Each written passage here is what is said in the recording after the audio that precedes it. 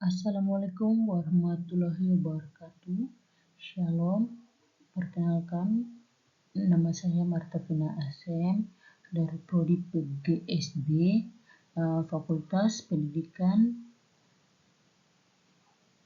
Bahasa Sosial dan Olahraga, Universitas Pendidikan Muhammadiyah Unimuda Sorong.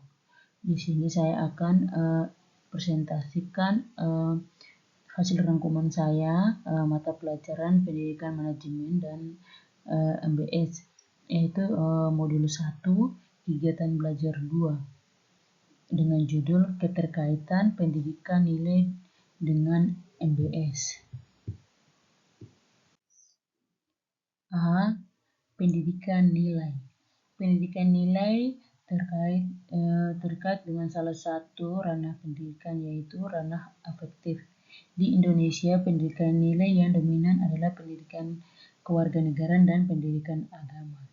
Kedua mata pelajaran tersebut mempunyai peran yang penting untuk tetap menumbuh kembangkan tanggung jawab bersama di dalam suatu kehidupan masyarakat, baik masyarakat lokal, nasional maupun regional maupun global. Hal ini mengingat MBS dengan dukungan masyarakat berupa memperkuat jati diri peserta didik dalam nilai-nilai keagamaan dan kemanusiaan serta nilai-nilai yang dianutnya. Jelasnya, di masa depan, sekolah-sekolah diharapkan memiliki inisiatif kreatif bahkan inovatif serta menerapkan pendekatan yang kontekstual dan mandiri dalam menjabarkan dan mengembangkan ide-ide. Penjabaran dan pengembangan ide-ide perlu dilakukan agar siswa-siswanya dapat mencapai kompetensi yang ditetapkan dan dapat merespons dengan cepat dan tepat keinginan masyarakat pendukungnya, baik yang menyangkut pengembangan dan pengayaan kognitif siswa, keterampilan atau life skill maupun sikap sesuai dengan aspirasi yang berkembang di lingkungan, bahkan tuntutan global.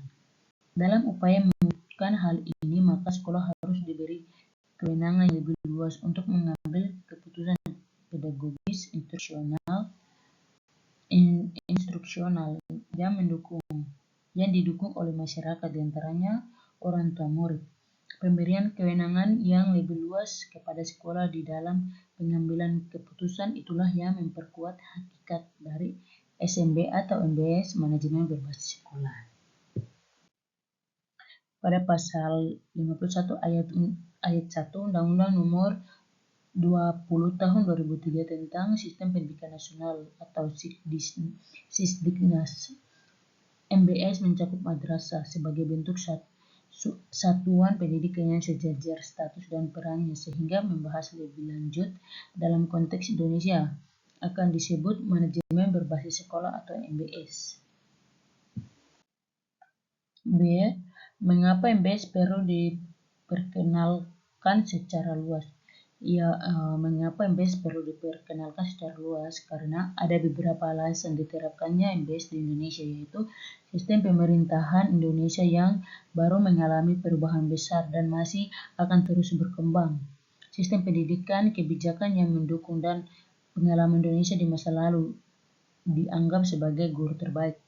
Sistem pemerintahan Indonesia cenderung sejalan dengan suasana masyarakat yang menghendaki desentralisasi, transparansi, demokratisasi, akuntabilitas, serta dorongan peningkatan peran masyarakat hampir di semua kebijakan dan layanan publik termasuk sistem pendidikan.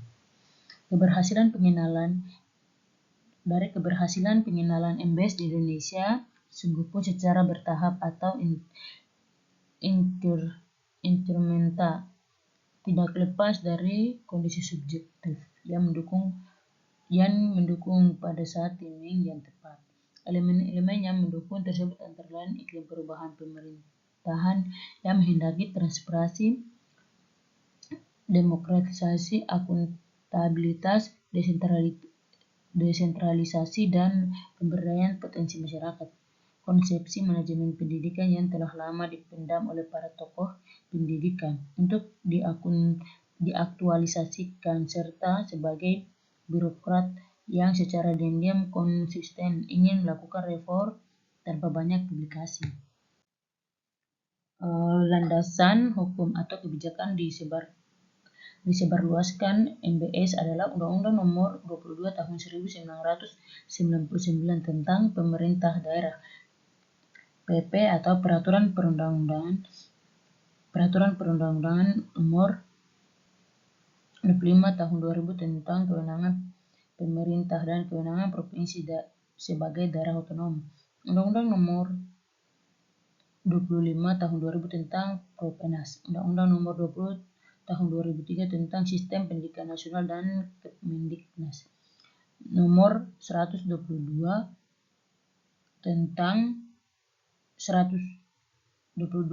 Tahun 2001 tentang Rencana Strategis Pembangunan Pendidikan Pemuda dan Olahraga tahun 2004.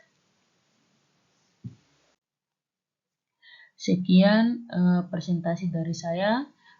Mohon maaf apabila ada kesalahan dan kekurangan dalam presentasi saya mohon maaf. Sekian dan terima kasih banyak.